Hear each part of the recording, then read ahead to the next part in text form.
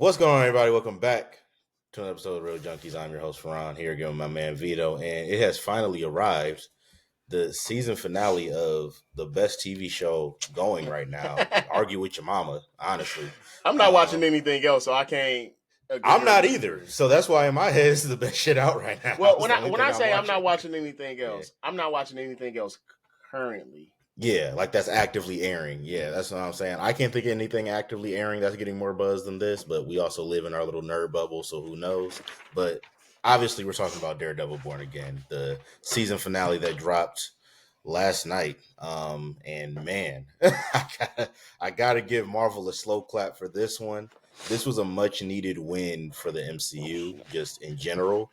It feels like they've been kind of hitting a lot of duds lately. Like, I feel like post Endgame MCU has been a lot of duds, followed by an occasional good film, followed by a bunch more duds. This is the first project they put out in a while that I feel like has been unanimously like loved, and people are like, no, this is like very high quality, and kind of brings us back, giving us a little bit more hope that the MCU will probably give us better storytelling going forward than we've had recently. In the way this episode goes, one thing. Go ahead. And again, we talked about this before. I don't think they've been duds, but they haven't been amazing, and that's what this was. Like this was amazing. This entire season has been amazing. Like you're right. Not everything's been a dud, but it's been like it's been a lot of them. I say that. A lot of mid, and they're amongst the mid. There have been some duds, but like you said, Secret Invasion was a dud. So there have been some duds. Let's not even talk about it. My bad. That's my fault. But like you said in one of the previous episodes, we talked about Daredevil was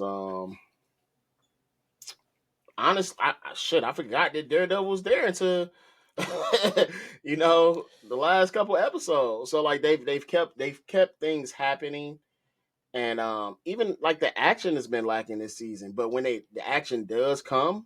Oh, it's there. It's there, and they kept to it. And this episode did not hold back at all. Yeah, let's get right to it actually with the action, because to me that's the biggest highlight of this episode. To your point, this season has been lighter on action than we saw in the Netflix Daredevil shows, where people were just brutally getting their ass whooped. It seems every other scene. Like, so this season kind of dials that back a little bit. But to your point, when they do deliver action, it is very high quality. The choreography is there. You feel the brutality. It feels more real. It doesn't necessarily just feel like, how some superhero shows or movies might shoot their fight scenes where it's real choppy. Like, no, you see what's happening.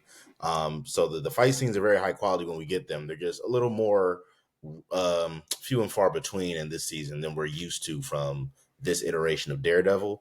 But to get right into it, man, that fight scene in the apartment complex when Fisk has gone full, just off the deep end with his power as Kingpin, being mayor now, and he obviously developed this task force to go after vigilantes, and he's just sending them out to just go after, really specifically Matt, but they're kind of going after anybody, honestly, in some of the scenes they show. I mean, again, they kill a kid at one point, and the guy goes, "You just killed a kid." He pulls his hat down and says, "He's a mass vigilante." And puts a hat on him and says he's a vigilante. I'm like, okay, I see what y'all are on now. But yeah, once they get to the apartment complex, obviously Matt hears them before they get up there. They go in, and before we even get to the fight scene, I love the dialogue. Him and Frank, the banter they had beforehand. Matt walks in. You're the last person I expected to be here. They have their little back and forth. Frank kind of talks shit to him a little bit about him being in a nightgown. It's just a lot of, and one of the key things that I like, which I'm glad they keep this as an ideology difference between these characters, that even though these characters are quote unquote allies or acquaintances, I hesitate to call them friends, but they help each other from time to time. They're, I guess, on the same side. I don't even want to say they help each other. Like they do the same. Like they work together occasionally. Their goal, I don't even want to say they work together. Their goal is the same. So like sometimes they just happen to be doing the same shit in the same area. So, that's a better way to say it for sure. So they're like, you know what, I'm not gonna cut you off. I do want to add that part, but I think I know where you're going. So go ahead. That's a fair point. Actually, they definitely just be in the same place doing the same thing with the same goal, but they're not necessarily working together. That is a fair point. Because that actually feeds into what I was about to say. Is they, since the first scene in Daredevil season 2 when we saw Frank Castle and Daredevil interact, it was very clear that the key thing that driving the wedge between those characters is their difference in ideology. They both have the same goal: get criminals off the street. They just have different ways of doing it. Honestly, only one of them is really successful. And to be honest, one way has proven better results than the other. Not advocating for one side or the other. I'm just presenting the results and just saying, results wise, one person has a better way of backing their argument than the other. Is the only point I'm making. But in this case, like, I'm glad they've kept that going on into this season of Daredevil firmly believes the only way to truly be a hero and to combat criminals is to not become them. And they have to go through due process, have to go through the rule of law. They have to, go to jail, all of that. And Punisher's basically like, fuck that. These people are pretty clear who they are. These are mob bosses. These are people who are hurting families. Whoop-de-whoop.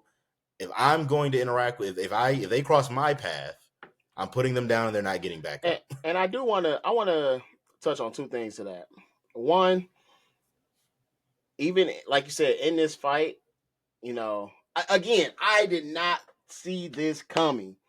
I thought Frank was, again, because Frank has played by Matt's rules before. We're not gonna kill nobody, or to his best of his ability. To his best of his ability, sure. he still killed a person or two before, but this time, no, he didn't care.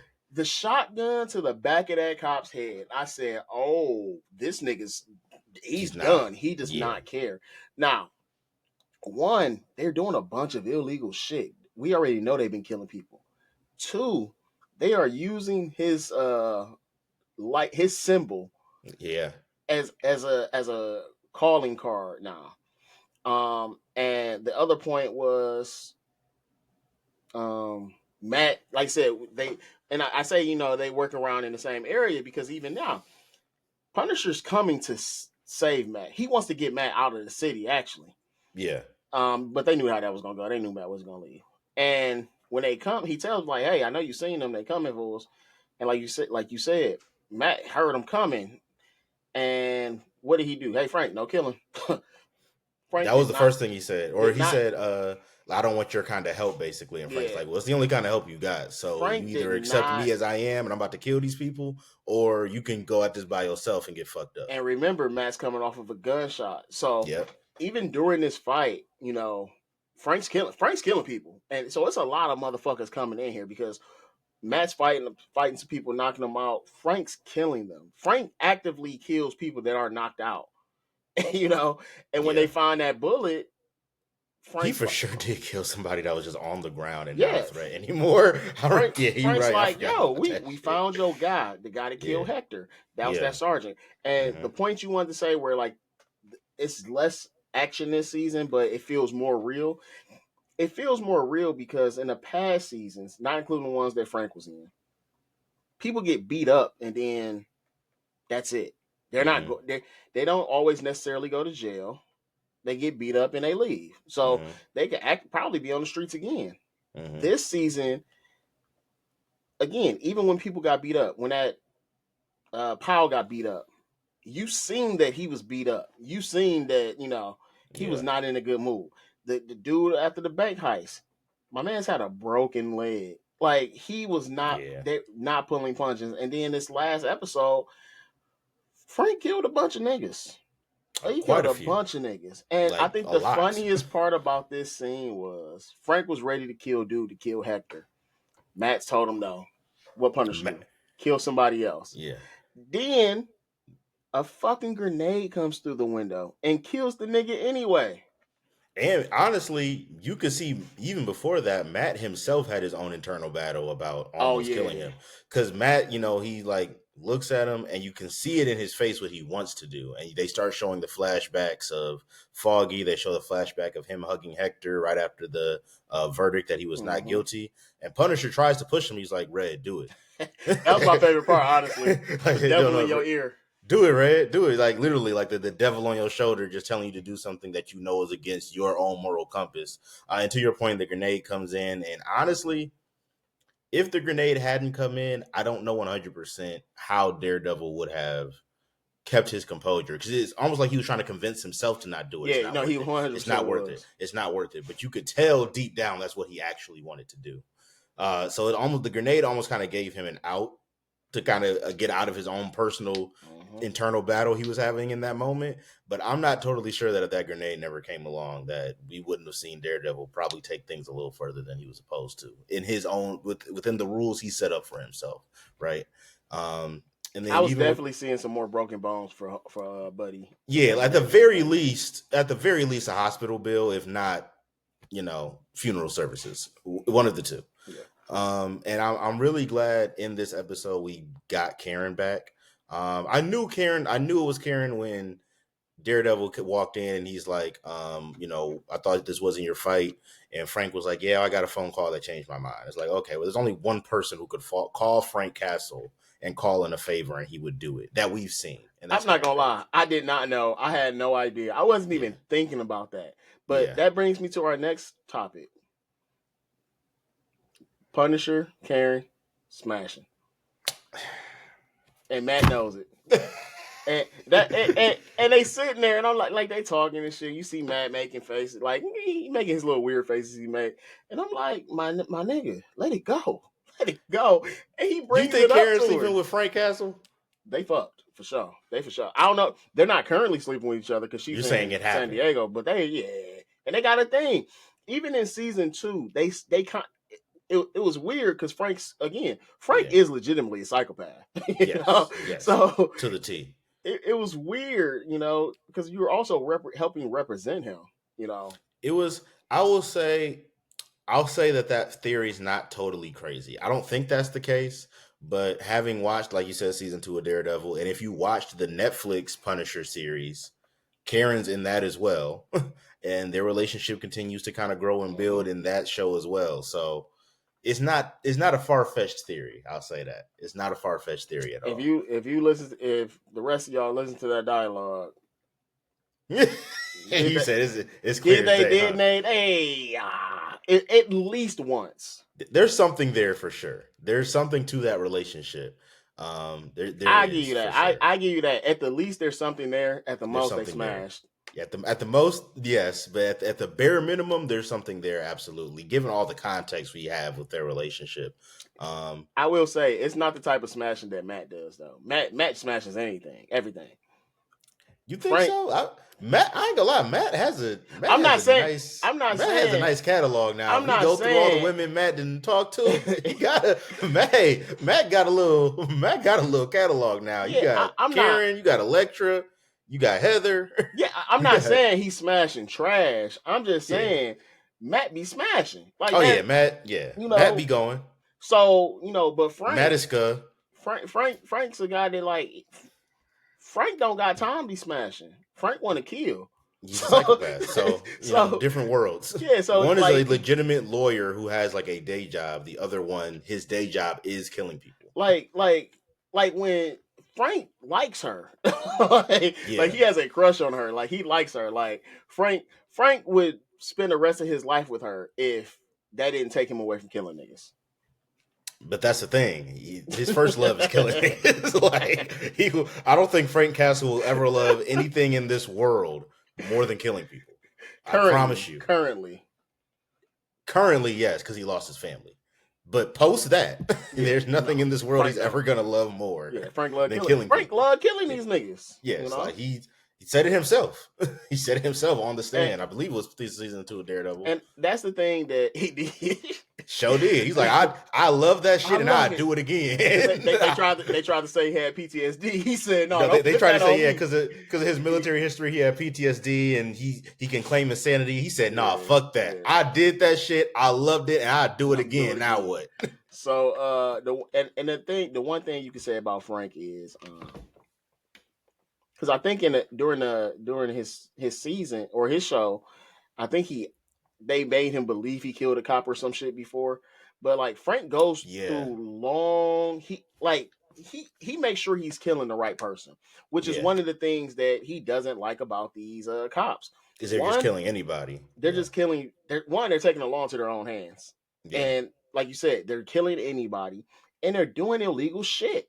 Frank As don't cops. like niggas doing illegal shit, and then you wearing a badge. Frank said, "I wish the system worked," but like you said, Frank goes through so many precautions to make sure that he doesn't kill innocent people. I will give, even though Frank Castle is a psychopath, yes, he does take a lot of precautions. And you see that both in the Netflix show. You don't really see it as much in this show. He's only in 2 episodes, but in his own Netflix show and what you see of him in Daredevil, he definitely makes sure he goes through the right channels to make sure like innocent people don't get hurt. Which obviously hits to his core because his family was the victims of being collateral damage of just being in the wrong place at the wrong time, right? Well, you find out later there's more to that story, but from what we know when we're introduced to Frank Castle, that's the story we have, is his family was collateral damage. Obviously, when you watch deeper into his show, you find out there's more to that story. I actually don't like that story either, though. I like the original. The original story was better. They was just in the wrong place at the wrong time. Now somebody has to pay because his whole reason was somebody had to pay for this senseless violence. So now, from my point of view, the violence wasn't senseless. It was a hit. We were actually coming to kill you. Your family just happened to be there. Yeah. Which we know your family's there, which is crazy. So you've killed everybody associated with that. Now you're just doing extra. That was a part of the first season. They like, yo, you've gotten everybody. Who else is left? Did not stop. He's still killing motherfuckers. So that original storyline, I'm going off on a tangent at this point. No, but it definitely adds context to Frank as a character, though, and what you see, and it also adds context into what you see in this season from him a little bit, because to your point, Frank doesn't like people doing illegal shit. He doesn't like people hurting innocent people. Those are the types of people he kills. Like if he knows you're someone who's out hurting what he deems to be innocent people, he's coming after you and you're not surviving that encounter. That's Frank Castle's calling card, right? So now to see police officers doing it, these aren't people who are supposed to be criminals. These are police officers doing it under the direction of the mayor. And to make it even worse, they're doing it with his Punisher logo on. And then telling him when they kidnap him, oh yeah, we idolize you. You're our biggest inspiration. I will say they didn't start using the logo 100% until this blackout, though. Which I thought they were going to use it before that, but again, remember, they cut the season in half. They did, though, because even though they weren't wearing the vest, one of them wore the vest when they killed Hector. But if you notice, throughout the season, they made a point to show you that all these different police officers had Punisher tattoos. Well, that's what I was talking about more specifically the vest. The vest, okay. They wasn't using the vest. Basically to show the public, because like I said, even with the tattoos, they were concealed mostly. They were kind of like it's right in the back of the neck, right on the thumb, where your sleeve can cover it. So they really didn't. And again, I felt like that was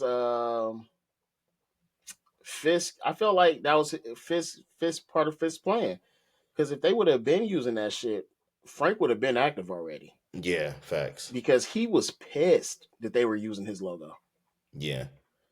And rightfully so. I mean, when he has that conversation, he's like, you guys are a bunch of fucking clowns. Like, I do this shit because of the immense pain I went through and the trauma I've been through and the shit I've seen and the innocent people close to me who I've seen get killed to make me snap to the point where I just want to go out and kill everyone who I deem evil. You all are just a bunch of clowns playing dress up, thinking you have power and abusing it and using my logo as I guess some form of inspiration for you. Y'all are a bunch of clowns. I actually loved that speech he gave, like when his rebuttal to them. And then I think that was actually I can't remember the comment that he made, that he gave a similar speech but I think the speech he gave in the show was longer. Yeah. And I know there is a comic book run. I'm not totally familiar with it. I do know there is an actual comic book run with the Punisher where there are police officers using his logo, in a police gang, and he kind of, has to go and challenge and address that. So I'm glad that was like a story they brought into this season and addressed. And it worked well with Fisk being the mayor. And it worked. Yes, it worked perfect with Wilson Fisk being the mayor. So now it's like, okay, now there's a reason for these officers to be this corrupt because the mayor is corrupt. So it's obviously going to have a trickle down effect to other areas within the government in New York. And to get to him, though, to get to Wilson Fisk, because he was a enormous part of this episode. He is the Thanos of the Marvel TV universe.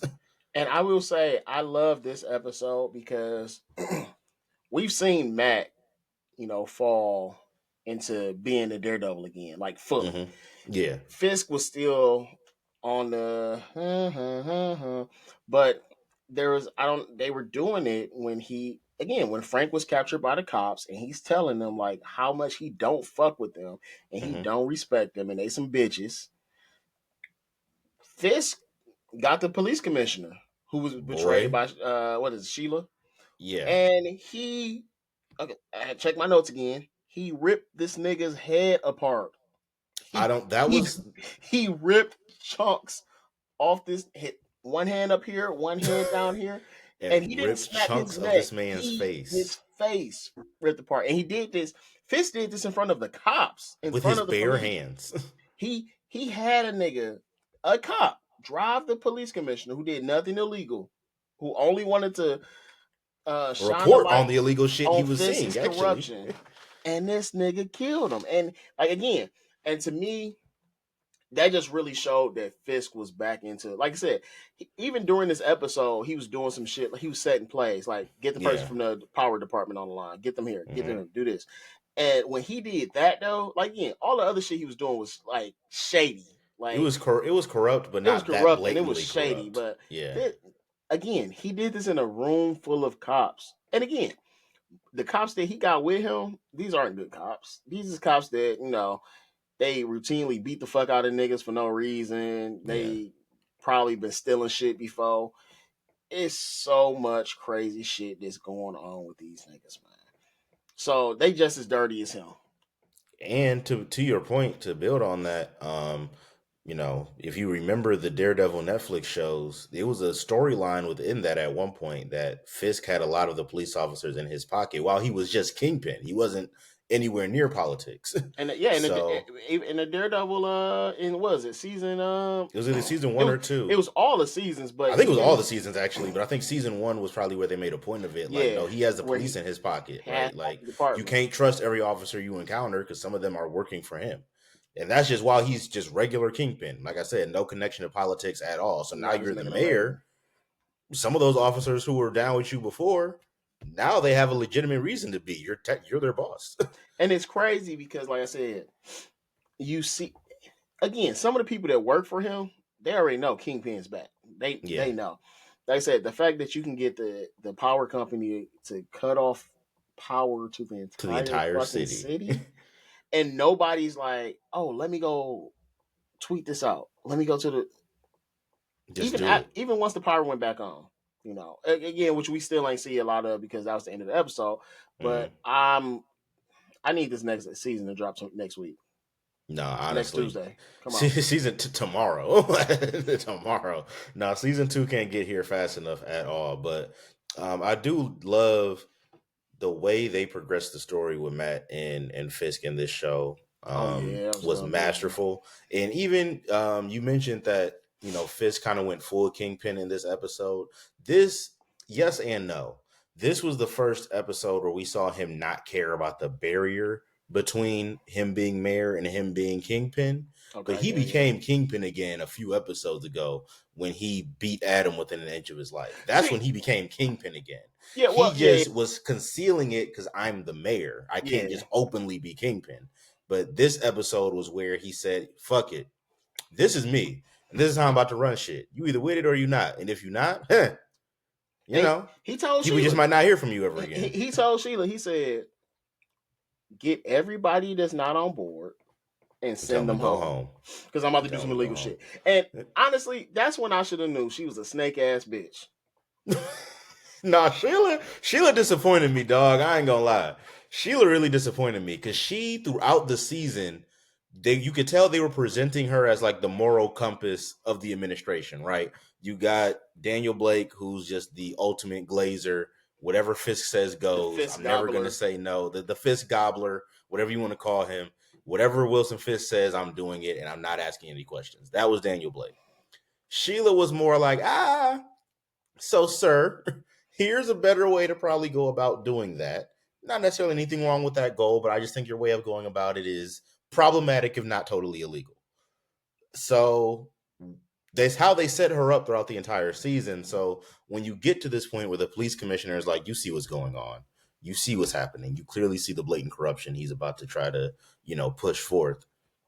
Help me address this because he's only still the mayor. There's people in politics higher than him that he still has to answer to. Mm-hmm. Let's go over his head to them, to the governor's office or somewhere to get this addressed because this can't continue. And to your point, Sheila says, yeah, I understand. I can't go with you, but if you send the word in, I've got your back, or you have my support. So something along those lines, she said. Guess what he didn't have. Yeah, which he absolutely did not have. And at first, I'm not gonna lie, at first I took her at her word, tentatively. Because I was like, given how they set this character up throughout the entire season, she could be telling the truth. However, I also just watched the scene of her and Fist together where Fist says, send everybody home. And I watched her have the internal battle of, should I agree to this? And she still did. She said, yes, sir. Like at first you watched her go, and she stopped herself and she just said, yes, sir. So in my head, I'm like, is she taking a turn to like finally just be completely loyal to him because she sees the writing on the wall? Or is she just telling him what he wants to hear out of fear? Yeah. I thought that's what it was at first, but it's 100% with the first one you said. I think again, this is running into season 2. Like this is gonna be the first Marvel show that really runs into the next season, and it's like, yo, we're not done. Because again, this was supposed to be one long ass season. Yeah, so it's supposed to be like 18 episodes. Yeah, so when we come back, this story is not finished. Yeah. This is like a mid-season where you take a break at and come back. So I think writing's on the wall. Again, if she wouldn't have said shit, the fucking National Guard might have pulled up. But she's like, yo. And I think a lot of that has to do with the power that Daniel Blake has now. Because that nigga, he trying to be a mini Kingpin. Nah, he's a problem. He's a problem. When they met with the city council, bro, he was talking to Buck like Buck's his bitch. Literally. Like Buck his assistant. No, Daniel definitely puffing his chest out now, and like you said, talking to city council, even the way he talked about Buck, the way he talked to Buck aside, because Buck is just an assistant within the administration. City council is city council, and he talked to them so reckless. I mean, in his defense, they was doing some dirty illegal shit too. So touche, he had dirt on them to talk crazy. So it wasn't that many of them there either. It was only like 6 or 7 people. So. Yeah. We know he didn't have a full city council there. Fisk only called the niggas he knew he could blackmail. Yeah. You can't just kill city councilmen. I mean, the fact that he killed the police commissioner and is crazy enough. And then gonna say he resigned in his little state of the city address. I wish he would have said, but again, so what he's doing is he's trying to get the cops on his side. Yeah. Because I wanted him to be like, yo, he died in the violence that occurred, You can't make him a martyr though. And that's what it was, if he would have did that. And now he resigned and he left. He didn't want to help y'all. He left y'all behind. Yeah. So Fisk, again, we already know Fisk is real strategic with this. And one thing we didn't mention is the docs. So the docs, yeah. Again, now Matt's talking to Karen. He letting her know, like, hey, we found something. Foggy found something. And they find a reason. And I'm not gonna lie, I didn't what I made of that was that port is a port that basically you ain't it ain't no taxes in there. They can't search this, and it's like a government document. So like they like basically he wants to make his own city.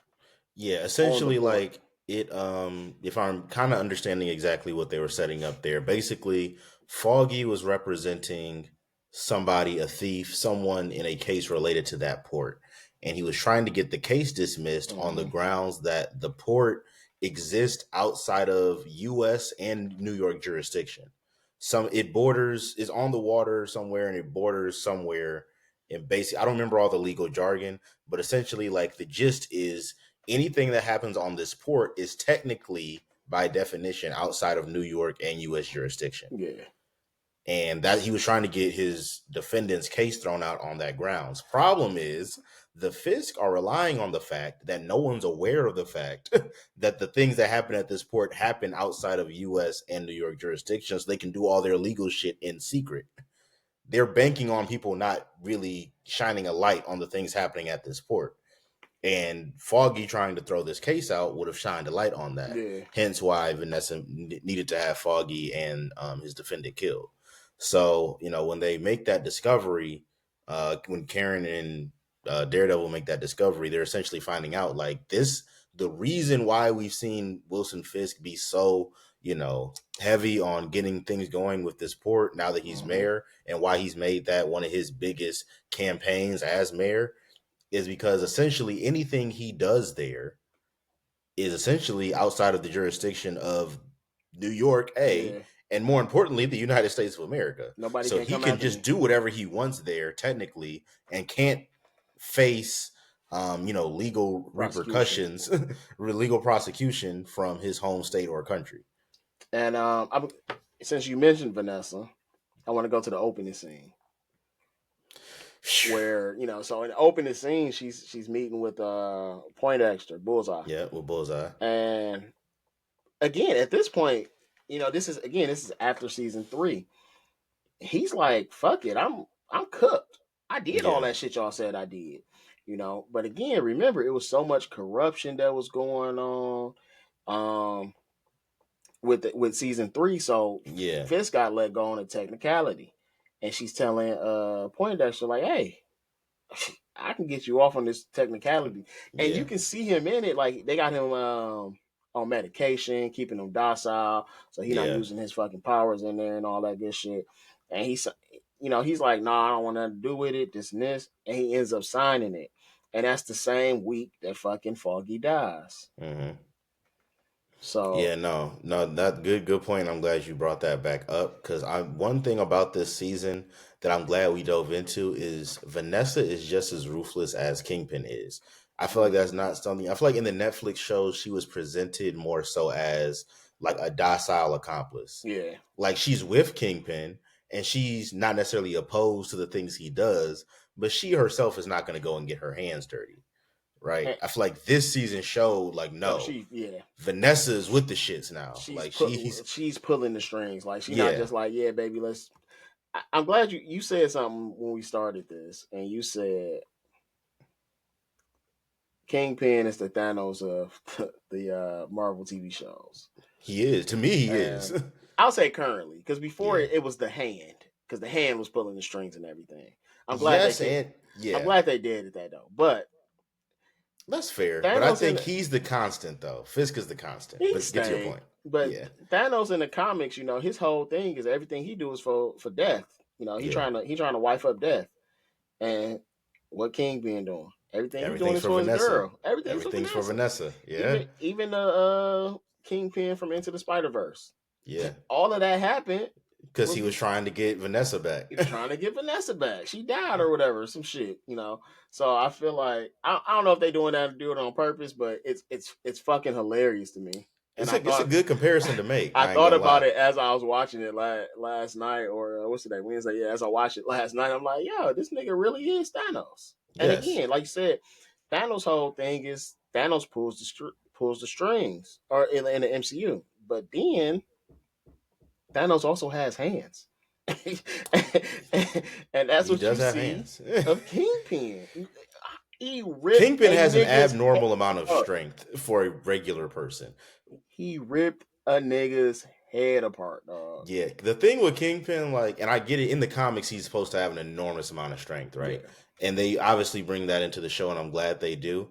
But it's like one of those things that I don't think is ever really going to be clearly defined on how far does Wilson Fisk's strength go? Yeah. He's not strong enough to lift up a car, but he's for sure strong enough to rip a person's flesh off of their face.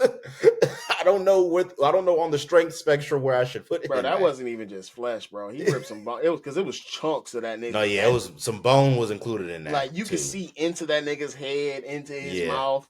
Yeah, no, he did a lot. He ripped some bones out for sure.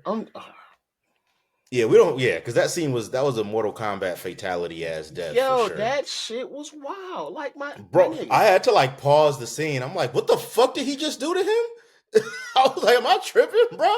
Why the fuck is this nigga's face hanging like that, bro? When he started pushing the nigga's head in, I ain't gonna lie, Yeah. I was like, Ooh, no facts. And I you see jumped the a little blood start to bit. come down. I'm like, oh, all right, no, Yeah. chill. We ain't got to. I didn't know he was doing this. Like, I did not know he was gonna. I knew he was gonna kill him because you walk in, you see the setup. I'm like, all right, they got the tarp everywhere. Commissioner's cooked. I'm thinking they gonna do like maybe a quick little silencer snipe I to the thought head or everybody something. there was gonna like shoot him or some shit, or Yeah, stab like him. Julius Caesar, that nigga. this is how you know his death scene was gruesome because the alternatives we're offering is him getting collectively shot or stabbed to death by a group of people as a better alternative than what actually happened to him. That shit's crazy. Now, taking a break from this real quick. Again, we talked about how brutal it was. Yeah. I did not think Disney would green light the amount of cops that Punisher killed. Again, Poindexter killed some cops at the beginning. Again, But Bullseye's a villain though, so it's he's viewed a differently villain, but versus also your hero killing police it's not officers. even that though. It's like the killing he did at the beginning was like he's throwing a knife at a nigga back and he fall down. You know, like, maybe he's not dead. We don't know for sure. Yeah. But nigga, Frank was literally blowing these niggas' heads off, slitting their Shotgun to the throats. face. Like it was a whole knife through the neck. Listen. I did not think they was gonna allow that to happen because again, remember this is on Disney Plus, my dog. He was getting busy. Now, again, if you got kids, make sure your parental locks is on. Yeah, Disney. I ain't gonna lie. Disney Plus has been getting away from the weird, just family-friendly entertainment thing for a minute. If you just go on Disney Plus and just scroll. Well, no. You gonna see some shit on there. That's because you changed because I had to change my parental guidance because it automatically set at like fucking 13, 14 or some shit like that. Yeah. And because again, I remember fucking when this happened. This was like 3 years ago, 3 years ago. I don't remember. It was during the pandemic. And I was just talking to some people. I said, we need to bring back the Marvel TV shows, the Netflix shows. They not on anything. Somebody said, yes, the fuck they are. Somebody said, they said, change your age range. I said, what? I didn't know there was a fucking thing. Them shit's on Disney Plus for sure. And nigga, I'm so glad I did because I would have never. I mean, eventually I would have known that they were there, but nigga, when I just didn't see them killing. I would have seen them killing cops because again, these cops are bad. No, these cops are terrible. Like these way that he's killing, I was expecting him to be killing cops the same way Bullseye was killing cops. Like you wouldn't really see it because again, when Bullseye was killing cops, it was dark. It was all you know. It was hard to see in there when they was fighting. Nigga, they shined a spotlight on these niggas when he killed them. No, it was very apparent what was happening to these people. Like they didn't sugarcoat it. It wouldn't know. Oh, the camera angle is with dark lighting, so you can't know. You saw everything Frank did to them. There was no. Oh, he might live.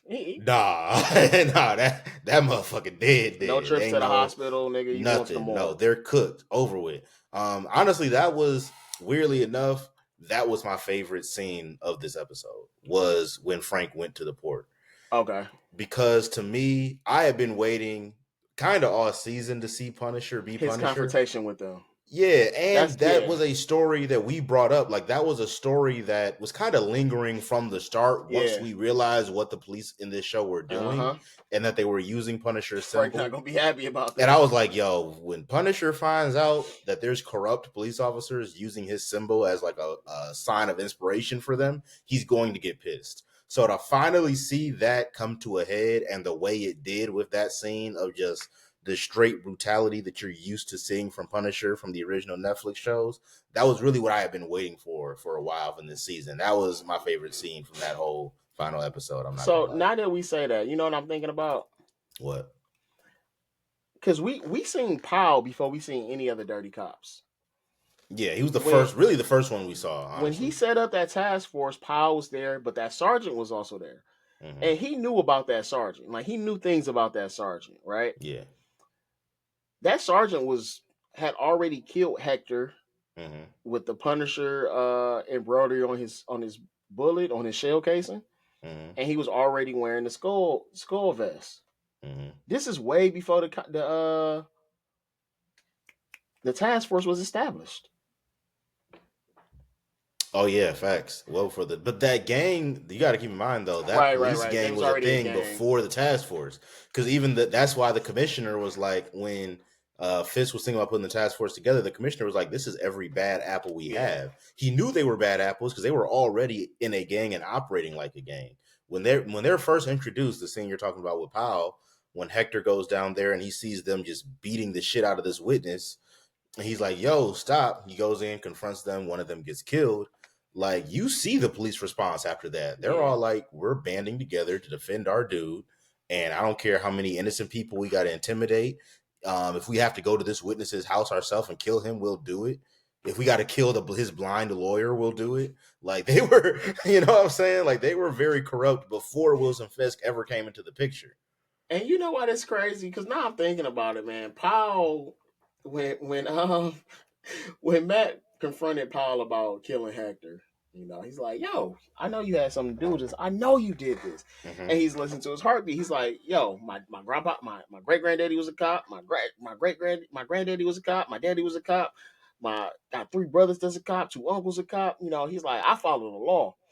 And you're right, because it's like he follows a law. It's not the law. Because again, he was ready to kill Matt. He was ready to kill the witness. He shoved the nigga's hand into fucking fry grease, which into the deep fryer. Put a dude's hand in the deep fryer. That is a terrible kitchen design to have the deep fryer on the corner. Like that was a weird place for it. I'm like, that shit's just sitting there. It ain't covered or nothing. It's just nobody was boom. There. Yeah, and just unattended.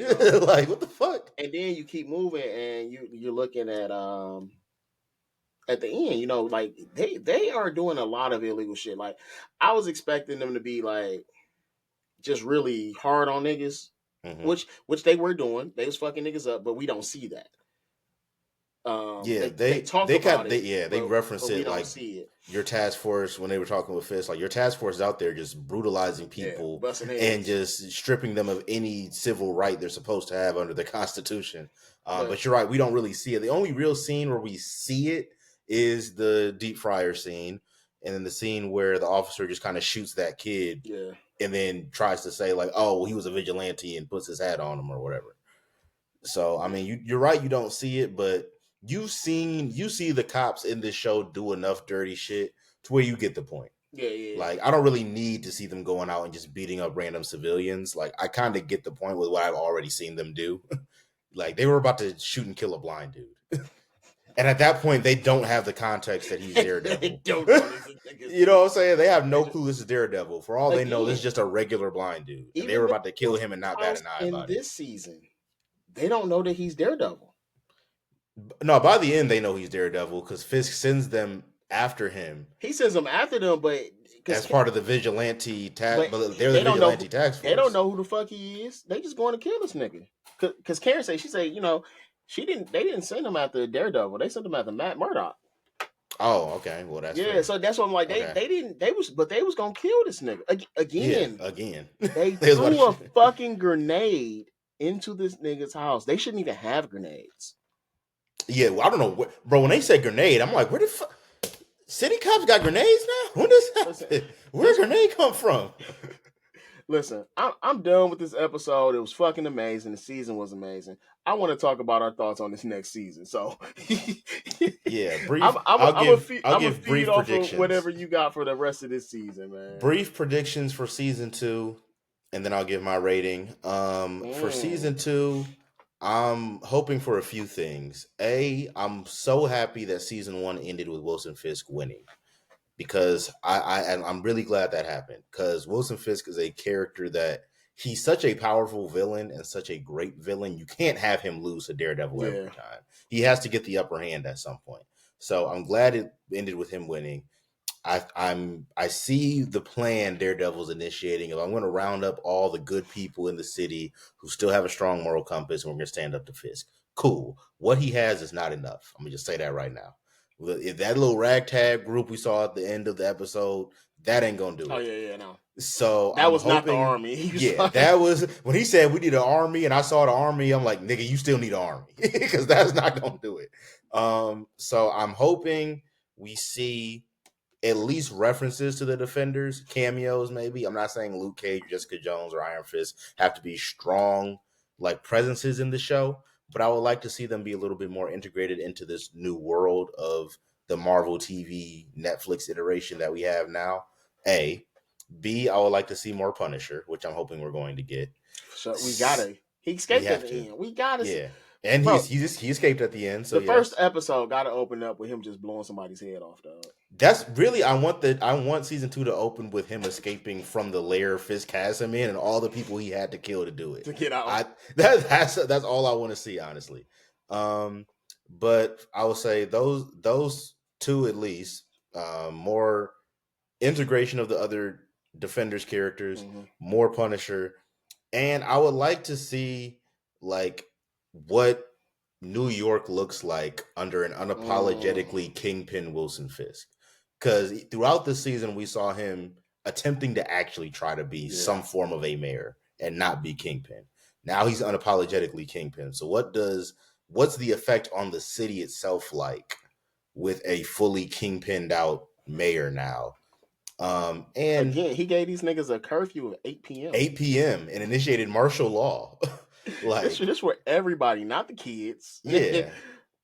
So, I'm curious to see what that's going to look like now, and the impact that's going to have on the city, and the new villains we're probably going to see pop up as a result of that.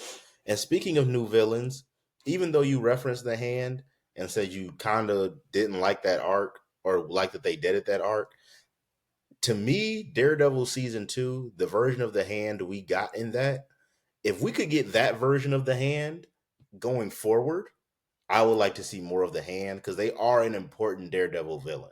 Yeah. The Hand is a very important Daredevil villain. So my hope is we see a form of the Hand return, different from the one we got in the Netflix show, obviously. I don't want you to just rehash those characters again. But I would like to see the Hand organization, if not be the central villain in season 2, at least be set up in season 2 so that we know going forward that they're going to be something Matt has to address. So those are my season 2 predictions. Season 2 predictions. I already said it. We already talked about the Defenders. I think at least 2 of them are going to show up 100%. At least 2 of them. And that's going to be Jessica Jones, Luke Cage. They make the most sense, At least those 2. If I don't want to say I want to see this. I wanted to see it this season. Now that Karen is back, I don't think we're going to see it, but I could be wrong. Matt Murdock catch a body. You want to see Matt Murdock kill somebody? I wanted to see Matt Murdock catch a body this season. Again, now that Karen is back, I don't think it's going to happen. Yeah, it's over with. I don't know if you've Karen seen in the picture. I don't know if you've seen the set photos. He's wearing the black costume. I did when they were filming for season 2. Yeah, I did see that. So that's what I was expecting him to catch a body. Like I say, I 100% expect him to catch a body this season. Again, we already said Frank, but the number one, or I don't even want to just see more Netflix Defenders. I want to see what Kate Bishop is doing. I want to see what the fucking Thunderbolts are doing. Again, we don't know the time frames of this show and the movies, but we do know Kate Bishop is there. So is she on that hit list for the Vigilantes? It's possible. We've seen a character from the Hawkeye show in this season, so the Swordsman. It's very possible. It's very possible. That's the second thing, or I don't know what number I'm on now, but what other Vigilantes have they captured? Again, we know they're. That we know of, the Swordsman is really the only one that we know I said captured. Yeah, they did capture him. Did they?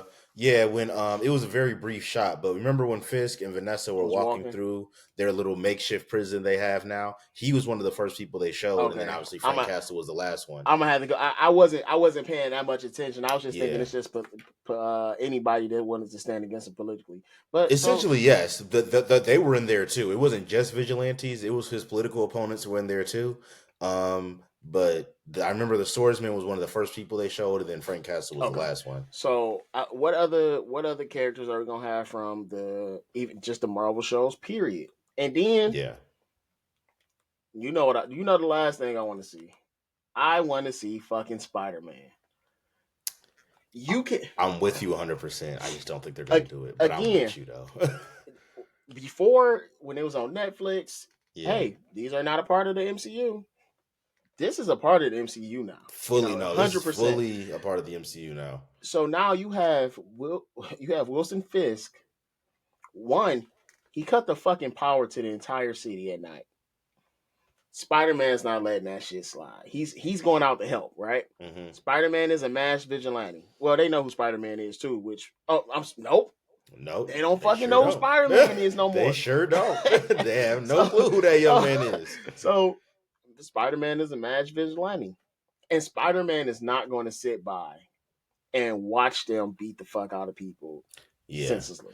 So I'm with you, because I do believe that, especially Kingpin is a too important Spider-Man villain for him and Spider-Man to never cross paths in the MCU ever. I think that would be a wasted opportunity. Granted, whenever we see Daredevil on screen in any capacity, film or television, his villain has been Kingpin. So Kingpin is probably more identifiable now as a Daredevil villain than a Spider-Man villain, like to general audiences. I get that. But for people who like are nerds and read comics, when you think Kingpin, you think Spider-Man villain first, more than anything. At least I do still. I still think of him as a Spider-Man villain first over Daredevil. But the way he's been set up in film and TV, because the Daredevil movie from 2003, he was Bullseye and Kingpin. Now that we have a TV show about Daredevil, it's Bullseye and Kingpin. Michael Clark Duncan? Yeah, Michael Clark. That's the only good thing about that movie, honestly. I seen somebody say that. It's like, yo, he might have been the best. It's like he was a good choice. I love Vincent D'Onofrio. I love Vincent D'Onofrio. He's a great Kingpin. But I think we need to put some more respect on Michael Clark Duncan's Kingpin. He carried that movie on his back and made it watchable when otherwise it would not have been. With Colin Farrell as Bullseye. I want to point out, again, Vincent, whatever the fuck his last name is, I cannot say it. I'm not going to try and butcher his name. I'm going to show him a little respect. It has to be on the screen for me to read it. And I think I'm still fuck it up. So I'm going to show him a little respect and not say it. It's called that man Vincent. So the amount of acting that nigga does, like just for Kingpin, when you hear again, a lot of actors use voices when Charlie Cox, the nigga's British. That's not his real voice. Yeah, that's not his real voice. Now, you can kind of pick up on it. Nigga, Kingpin, he's American, so, he speaks an American accent, but he tries to put a little New York twang to it. And the cadence is what gets me about this Kingpin. Because every iteration of Kingpin that I've seen that has a voice to it has never spoken like that. No, he's very unique in the way that character talks. Again, and they're all unique in their way, but this one, because again, like most of their voices are deep. This Kingpin's voice is deep, but it's like it hurts for him to speak. Almost sometimes. Yeah, facts. Like saying words takes a lot of effort for him. Oh, I'm sorry, I wasn't done. Spider-Man. We brought up. I said Spider-Man, right? Yep. Dude, I don't know. It's so much, dog. It's so much because it's so much that goes on in New York. And they did say we're going to get this in 2026. This new. I'm actually very glad for that because I wasn't trying to wait too long. Yeah. And on top of that, like you said, fucking Doomsday comes out in June, 2026, which is exactly why I don't think we're getting Spider-Man. This could not have waited till then. This could not have waited because if it waited till after that, I mean, it could have. It could have. Because they've done pre-shows before, so that's it would have to take place before the events of Doomsday. It would be taking place before, but I wouldn't want that, Yeah. But like you said, they're gonna remake the world. So shit, if we come back and season 2 ain't out and mutants and shit running around, all right, bet. I want to see motherfucking Fantastic Four swooshing around this bitch. Wait, don't that come out this year? It does come out this year, yes. Most anticipated. We know that's not gonna happen. Though. Yeah, no, absolutely not. But to your point, though, I think the only reason why I think, and I'm with you, like I said, I want to see Spider-Man and Kingpin interact. At the very least, them two. We've already seen him interact with Daredevil briefly in Spider-Man: No Way Home. But I do think it would be a mistake to not have Vincent D'Onofrio's Kingpin and this iteration of Spider-Man never interact. The only reason why I think it's not going to happen, and why I don't think it practically story-wise would work the way they have these characters set up now, is Spider-Man has been like progressing in terms of the threat level of his villains with each movie, right? So you start off fighting Shocker and Vulture, then you graduate to Mysterio, then you graduated to Thanos actually. Then graduated to Mysterio. Then graduated to the Sinister Four. the Sinister. I'll call them the Sinister Six. It was 6 of them, right? It was 5 or 6 of them. The Sinister 5/6. You got Green Goblin, Sandman, Doc Ock, Sandman, Lizard, Electro. It might have been the Sinister 5. So the Sinister 5. And they should have brought Vulture out of jail. Vulture should have brought out of jail. Yeah, like they needed to add an extra person. I ain't gonna lie, but the Sinister 5, fine. And then after that, we don't know who the villain of Spider-Man 4 is going to be. I seen that they assume, because they read a casting call, they were looking for a middle-aged Asian man. So they were saying, so Mr. Negative. Yeah, because I don't know any other Spider-Man villain that fits that description. But I need even then, that's the only point I'm making is I just don't see that working. And this is why I see Spider-Man being there. I don't even necessarily see him have to see him face Fisk directly. Yeah. You know, I want to see, but I do want to see them meet up at some point in the action with because he hasn't met Daredevil. He's met Matt Murdock. You know, he doesn't know Matt's Daredevil. So yeah, I would like to see him meet with the Defenders again, because street level heroes.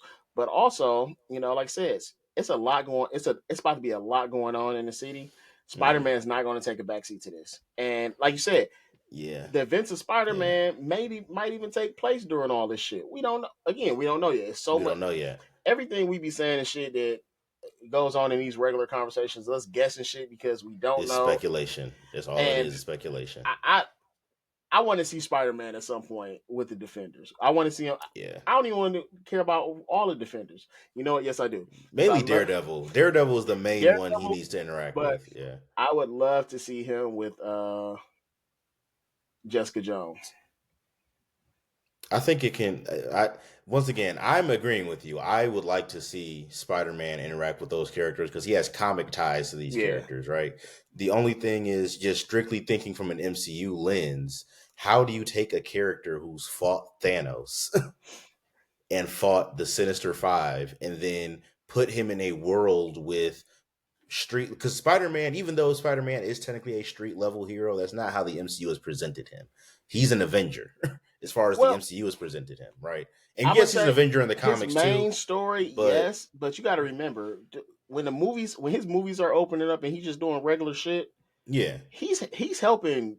Like he's stopping small ass crimes, level, and that's why I'm saying like crime. I don't need the nigga in the show for an entire episode. Yeah, I need the nigga to show up at some point. No, that's I need the nigga to show up. I need them to put him in there. I honestly I don't think they're gonna do it either. I need them to. I would like for them to. I want them to. Yeah, I'm with you 100%. I would like for them to. I want them to start. Because me and you talked about this the other day. It was about the shows that led to movies, and we had WandaVision, Captain America, and the Winter Soldier, and that was it, right? As far as like Marvel TV shows and Miss Marvel. Oh, Miss Marvel. Yeah. You know, so I'd love to see the reverse. I'd love to see the movie characters go into TV shows for a bit. I mean, outside of Loki, who's it's a fucking TV show at this point. Yeah, Loki's. Well, technically, all the first few are were from characters from the movies. films. Yeah. Like Wanda and Vision were in the movies. Obviously, Captain America and the Winter Soldier, or Falcon and the Winter Soldier at that time. And then I believe Hawkeye was in that era of like the first few MCU shows to come out. So the first few were film inspired characters, and then they started giving us the Moon Knights and She-Hulks and the all those other characters, right? I forgot all about She-Hulk, nigga. I don't think she's gonna fly to New York to beat up Fisk, but no, I would like to see She-Hulk actually get a proper on-screen like representation. Yeah, Like, I don't think like that show did that character. It did. Yeah, I don't think that show did that character a lot of justice, to be honest, in my opinion. I would like to see that character. They fucked her. Yeah, over. I would like to see that character get some better treatment. I seen somebody say Echo, and I'm like, you know what? Echo was a one and done. It was a swing and a miss, and we need to treat it as such. We don't need to see her again. I didn't even like her character because because she ended up getting like magic powers or some shit, and it was just. I don't know what that was. It was weird. It was, and by the time she got it, I didn't give a fuck. To be quite honest with you, yeah, it would be dope to see. I ain't gonna lie, it would be dope to see her, Hawkeye, and Matt Murdock fight together though. It would. Hawkeye's partially deaf. Matt's blind. She's deaf. I was about to say she's fully deaf. So no. Echo once again is a cool character, just poorly executed. Oh, that was terribly done. But the thing with She-Hulk is, I feel like there's still enough with She-Hulk, and there was the first 2 episodes of She-Hulk I actually liked. I just think that show kind of derailed after that. But I think there's enough there with that character that she can be reintroduced and done properly. And She-Hulk is a very important character in like the grand scheme of what the current MCU is to me, because you're retiring a lot of the older Avengers now. A lot of them. You know what I'm saying? You kind of need people to start filling in that void. And I don't know how much longer Mark Ruffalo plans on being the Hulk. So she's the perfect person to fill that void. So I feel like to me, She-Hulk should be getting a little more shine than what she's getting right now. But I don't know what their future plans are for her. So we'll see. I did say I would give my rating. I'll say, given what I saw from this season, man, I'm really impressed with what Marvel did here. This is definitely some of their best work. I'm going to go ahead and give it a 9 out of 10. I'm giving this season a 9 out of 10. This was masterful storytelling from start to finish. This was some of the best writing I've seen from the Disney iteration of Marvel shows. This is the best writing they've had, in my opinion. The fact that you can have Matt Murdock not be Daredevil for like episodes 2 through 6, and I don't care because the writing's that good. I didn't even really count him being Daredevil in episode 1 because it was like for the first scene, and then you never saw it again. Yeah, like he was in Daredevil for the opening. He was Daredevil for the opening scene, and you ain't see him put that costume back on again until the end of episode 6, like just straight up. So I'm very happy with what I saw from this season. This met my expectations and exceeded them in some ways. So yeah, 9 out of 10 for me, man. This was some of the best work. I am going to give it a full fucking 10. I ain't even mad at that because there again, we both said it. Episode 5 was kind of slow. When you watch it, you like, it kind of derails from the story. But when you really think about it, like it's taking part within everything that's going on. It's just not a part of really Matt Murdock's story, which is that's what we care about. We care about the Daredevil story, Matt Murdock's story. That was more so a Fisk story and Vanessa's story. That whole Fisk side story at that. Yeah. So some things, it's some things but it wasn't bad. It was still a good episode. It's every episode is like, I wish they would have did this. But again, it's not a bad episode. Again, it's just like, I would have loved to see this too. And at the end of the day, when season 2 comes and goes, even if we don't get any of those things that me and you talked about, because I forgot what happened. What was their buddy name? Bert, the Black Sergeant. I'm trying from the Netflix shows.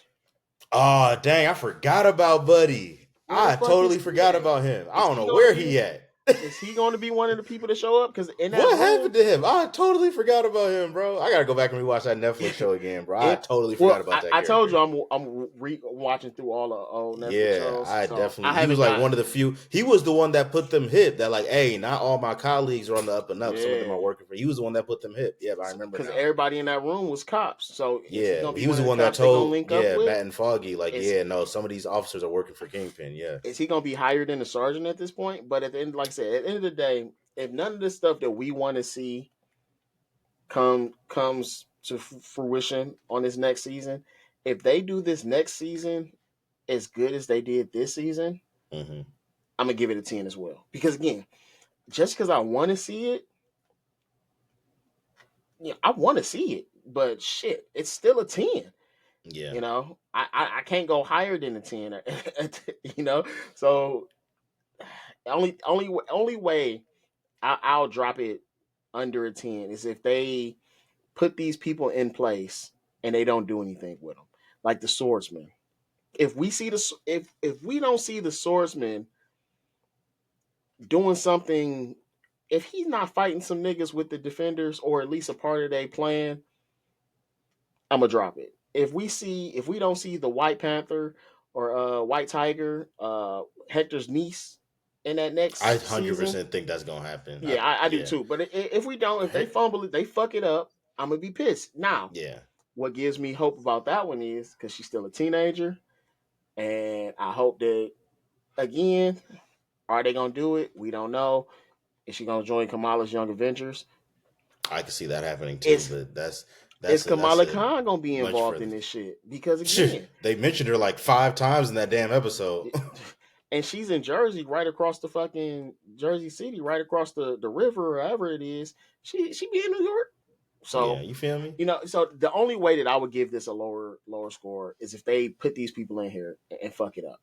Yeah. I forgot about Bullseye. We seen a nigga at the end of the fucking episode. I don't know where he was at. Bullseye ain't got really active yet at all. This season was just showing y'all like, hey, Bullseye is still around, but just wait. I feel like next season is when we're gonna see Bullseye just fully start crashing out. I think he's gonna be on the same tip that Punisher is on. Like he's not working for the bad guys. Like he's trying to kill them. But also, I think he doesn't have the moral compass Punisher does. Yeah, he don't. I don't care if innocent people get caught in the crossfire. Yeah, and I think if he's working for bad guys, it's gonna be more so the people that Fisk working for. So like they using him to kill other gang members and shit. Type thing. He's not gonna work for Fisk again or Vanessa. I think that's totally dead for sure. Never happening again. But yeah, that was our review of the full season of Daredevil. I can't believe I'm saying it. Oh wait, I'm sick. We did not get another episode next week. I'm sorry. Did we rate the last episode or the last season? Either way, it's a 10. My rating was for the entire season. Okay, I'm entire season. Yes, 10. But the last episode, I'm giving that shit a 12. 12 out of 10. Once again, not mad at it because this was, like I said, some of the best writing I've ever seen from a superhero TV show. I'll say that. And you know what? Before you walk us off, I do want to mention one thing: the growth of Matt Murdock, because he listened to common sense, which he does not do often. When they were getting ready when they got to the port, and Matt said, "I'm gonna go in." I said, "Nigga, what?" No, I ain't gonna lie. I'm glad you brought that up because he was like, "I'm about to go down there," and Karen was like, "You're gonna die if you do that." It looks like it's nothing but just task force agents that want to kill. Before the cops wasn't trying to kill him, nigga. They're actively trying to kill you at this point. Yeah, and I'm glad you're right. He listened to reason. He was like, I ain't gonna do it. Because she was like, you can't help nobody if you dead. And that's exactly what you're gonna be if you go down there. And to your point, Matt Murdock actually listened to reason, which is not when it comes to shit like that, and he got his Daredevil costume on, you can't tell him a damn thing. Listen, not in these Netflix shows. He is the most hard-headed motherfucker there is. No, that is fact. I'm glad you're right. That is character development right there. that was character development for sure. But no, man, appreciate all the support, y'all. Always continue to like, comment, subscribe. Let us know your thoughts on this season of Daredevil Born Again. What are you expecting from season 2? What are you looking forward to? What were some of your favorite parts about this first season? And If you haven't, go back and watch that Netflix show. If you're one of the people who hasn't got caught up on that yet. Is Frank and Karen smashing? Questions that need answered. Questions that need answered. Find out next time on the episode of The Real Junkies. Peace.